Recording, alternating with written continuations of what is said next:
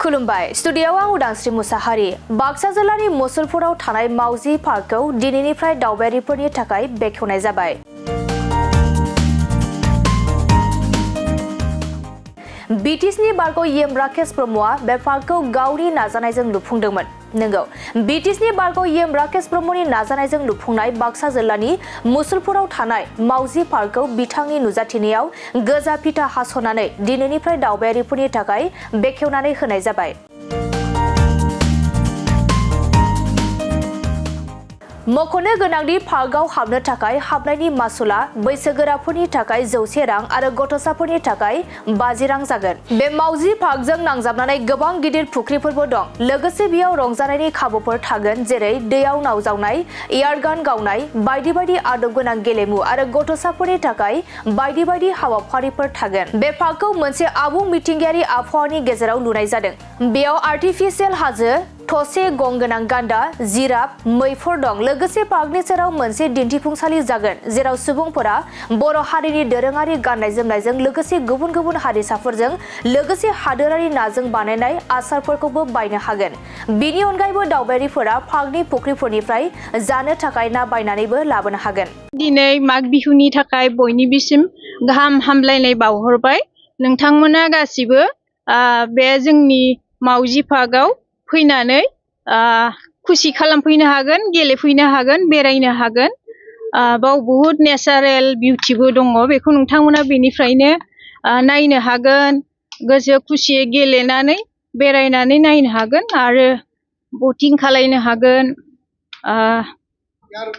एयारगान शटिंबो खालामनो हागोन।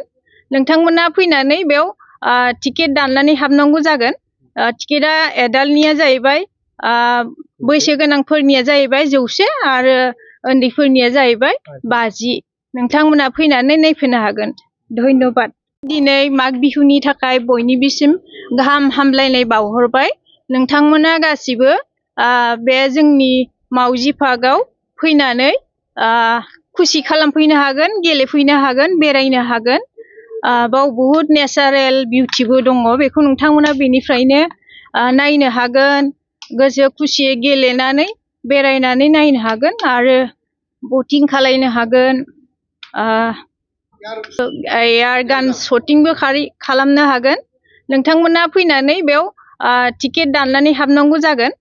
टिकेटआ एडाल्टनिया जाहैबाय बैसो गोनांफोरनिया जाहैबाय 100 आरो उन्दैफोरनिया जाहैबाय 50। नोंथांमोना फैनानै नायफैनो हागोन। धन्यबाद। दिनै माग बिहुनि थाखाय बयनिबोसिम गाहाम हामलायनाय बावहरबाय।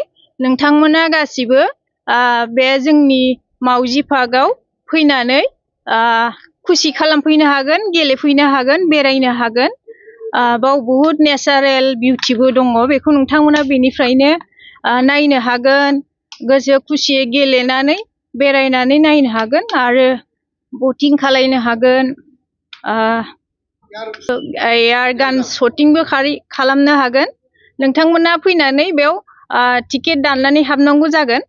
टिकेटआ एडाल्टनिया जाहैबाय बैसो गोनांफोरनिया जाहैबाय 100 आरो उन्दैफोरनिया जाहैबाय 50।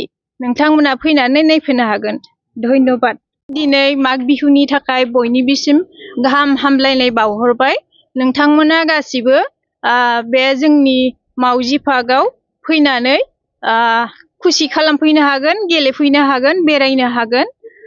बाव बहुद नेचारेल बिउटिबो दङ, बेखौ नोंथांमोना बेनिफ्रायनो नायनो हागोन।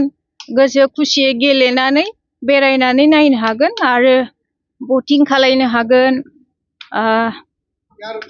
एयारगान शटिंबो खालामनो हागोन।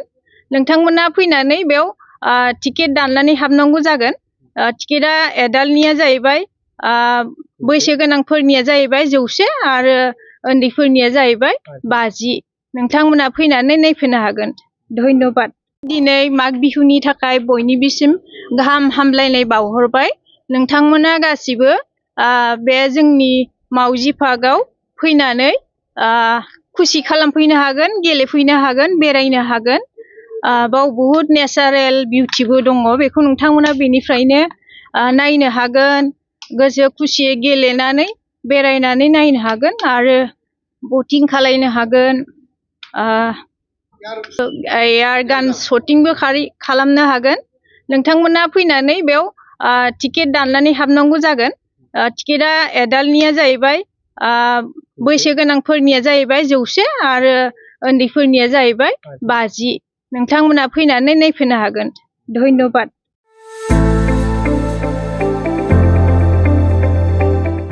गोजोनथाव खौरां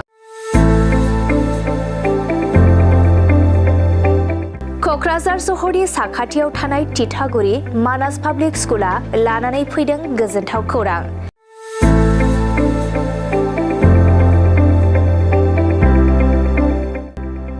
मानास पाब्लिक स्कुला गुन गोनां सोलोंथाइ बोसोरनि नार्सारिनिफ्राय थाखो 9 सिम फरायसा फरायसुलिफोरनि गोदानै 2026-27 मायथाइनि गोदानै मुं थिसननायनि खाबुफोर होगासिनो दं गुन गोनां सोलोंथाइ होनायजों लोगोसे तितागुरि मानास पाब्लिक स्कुलाव basic computer education English speaking environment आरो मोजां सोलोंथाइ गोनां फोरोंगिरिफोर दं फरायसा फरायसुलिफोरनि थाखाय सोलोंथाइ लानायजों गोबां मोजां खाबुफोर दं जेरै यगानि खाबु आरो हिन्जावसा आरो हौवासाफोरनि थानायनि थाखाय सेपारेट हस्टेलनिबो खाबुफोर दं नोंथाङा आबुङै मिथिबावनो थाखाय थोंजोङै नैबे 60008832886000489621 आरो 9101008849 जानबुं नम्बराव खौरां लाहरनो हागोन